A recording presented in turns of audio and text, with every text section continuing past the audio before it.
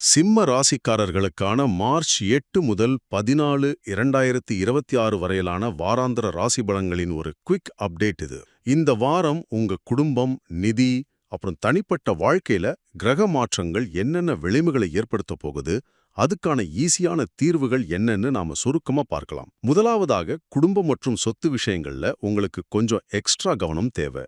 ஏன்னா தடைகளை தரக்கூடிய 8ஆம் வீட்ல செவ்வாய் இருக்கிறதால உங்களுக்கு சில வீண் மன அழுத்தமும் மறைமுக எதிர்ப்புகளும் வரலாம். அதனால உங்க அம்மா கூட தேவையில்லாத வாக்குவாதங்களை தவிர்த்துடுங்க. அப்புறம் புதுசா சொத்து வாங்குறதோ விக்கிறதோ இப்போதைக்கு கண்டிப்பா வேண்டாம். இரண்டாவதாக, நிதி மற்றும் நண்பர்கள் வட்டாரத்துல ரொம்ப உஷாரா இருக்கிறது நல்லது. புதனும் சூரியனும் சேர்றதால உங்க நிதி நிலையில பெரிய மாற்றங்கள் வரலாம். ஆனா எந்த காரணத்துக்காகவும் நண்பர்களுக்கு கடன் கொடுக்காதீங்க. கொடுத்த அந்த பணம் திரும்ப வராதுங்க.